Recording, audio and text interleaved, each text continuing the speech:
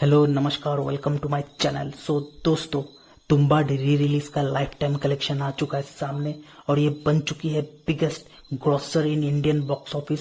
इसने पिछला रिकॉर्ड जो कि थलपति विजय की मूवी गिल्ली के नाम था, जो कि इसी साल रिलीज हुआ था, जिसने इंडियन बॉक्स ऑफिस पे अपना री रिलीज में अराउंड 22 करोड़ का नेट कलेक्शन किया था। उस रिकॉर्ड को तुम्बाड री रिलीज ने तोड़ दिया।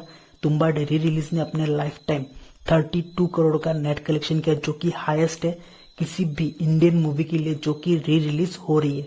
तो ये एक नया रिकॉर्ड तुम्बाड री रिलीज के नाम हो चुका है, तुम्बाड मूवी के नाम हो चुका है। और अगर हम तुम्बाड के टोटल कलेक्शन की बात करें, यानी ओरिजिनल कलेक्शन और अभी का जो री रिलीज का कलेक्शन, दोनों को कॉम्बाइंड कर दे तो इसका टोटल कलेक्शन हो जाता है 45 करोड़ नेट इन इंडिया, जबकि इसने वर्ल्ड वाइड 53 करोड़ का कलेक्शन कर लिया है।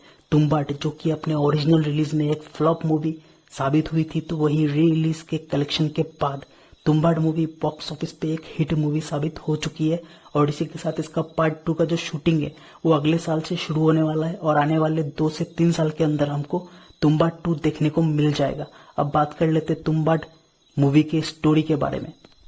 तुम्बाड मूवी की कहानी है मदर ऑफ यूनिवर्स, यानी इस संसार को बनाने वाली देवी के पहले संतान हस्तर की। तो हस्तर बेसिकली बहुत ही लालची था। वो सारा सोना यानी सारा धन और सारा अनाज खुद रखना चाहता था।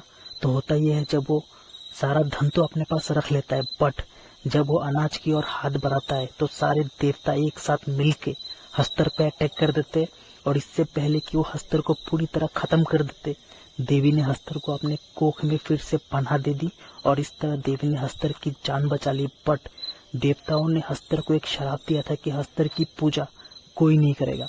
अब हमको तुम्बाड की एक फैमिली देखने को मिलती है और इस फैमिली के लोगों ने कई वर्षों पहले ही हस्तर का मूर्ति बना के उसका पूजा करना शुरू कर दिया था। और तब से ही जो देवता है उनका गुस्सा तुम्बाड पे बारिश बन के बरस रहा है। तुम्बाड में कोई भी मौसम हो हमेशा बारिश देते रहता है। वही अब बात करें इस फैमिली की, तो इस फैमिली में हमको एक बूढ़ी दादी देखने को मिलती है जो बेसिकली राक्षस बन चुकी है और उसको चेन से बांध के रखा हुआ है। वही दूसरी ओर हमको माँ और उसके 2 बेटे देखने को मिलते हैं, जहाँ जो छोटा बेटा है उसका एक्सीडेंट होके मौत हो जाता है।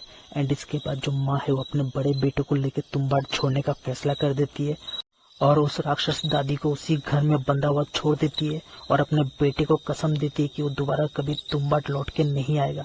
अब कुछ सालों बाद जो लड़का है वो जवान हो चुका है, एक यंग मैन बन चुका है और उसकी माँ जो है वो गुजर चुकी है। और माँ के गुजरने के साथ ही जो लड़का है वो फिर से तुम्बाड लौटने का फैसला करता है और इस बार वो उस महल में जाने का फैसला करता है जिस महल के अंदर देवी का गर्भ है, यानी देवी का कोख, और उसी कोख में हस्तर रहता है। तो होता ये है, जो लड़का है उस गर्भ के अंदर जाता है और अपने साथ अनाज का बना हुआ एक पुतला भी लेके जाता है और उस पुतले को देखते ही जो हस्तर है वो बाहर आ जाता है खाने के लिए। और जब हस्तर उस पुतले को खाने लगता है, उसी दौरान जो लड़का है वो हस्तर का जो लंगोट है उसको खींच देता है और लंगोट खींचते ही हस्तर के पीछे से सोने के सिक्के गिरने लगते हैं और वो जो लड़का है वो सोने के सिक्के उठा के गर्भगृह से बाहर आ जाता है और ढकना लगा देता है। बिकॉज अगर वो बाहर नहीं आया और हस्तर का खाना खत्म हो गया तो हस्तर उसको काट देगा एंड उसके बाद वो भी राक्षस बन जाएगा, जैसे कि उसकी दादी बनी थी।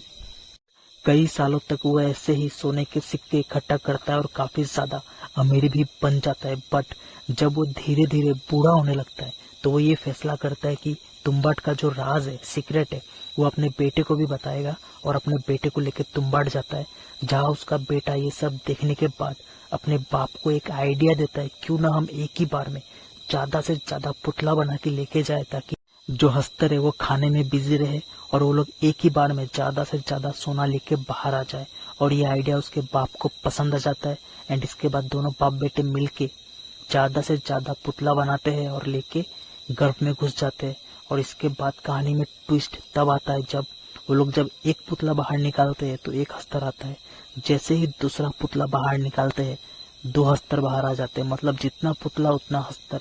और इसको देखने के बाद जो बाप है वो शौक हो जाता है एंड इसके बाद वो एक फैसला करता है, वो सारे पुतले को अपने बदन में बांध देता है और अपने बेटे से कहता है, जैसे ही मैं हस्तर की तरफ कूदूं तो गर्भगृह से भाग जाना। बेटा ऐसा ही करता है, जैसे ही बाप हस्तर की तरफ कूदता है बेटा गर्भगृह से बाहर निकल जाता है और दरवाजा यानी ढक्कन बंद कर देता है। और इसी के साथ ये फिल्म खत्म हो जाती है, जहाँ फिल्म के एंड में हमको ये देखने को मिलता है जो बाप है वो राक्षस बन चुका है और जो बेटा है वो महल का दरवाजा बंद करके जाने लगता है। और इसी के साथ ये फिल्म खत्म हो जाती है। फिल्म का पार्ट 2 आने वाले 2 से 3 साल में हमको देखने को मिल जाएगा, बिकॉज तुम्बा रिलीज के एंड में हमको ये पता चलता है कि इसका पार्ट 2 भी आने वाला है। तो ये था तुम्बाड़ मूवी का लाइफ टाइम कलेक्शन। मिलते हैं नेक्स्ट वीडियो में, तब तक के लिए जय हिंद, जय भारत।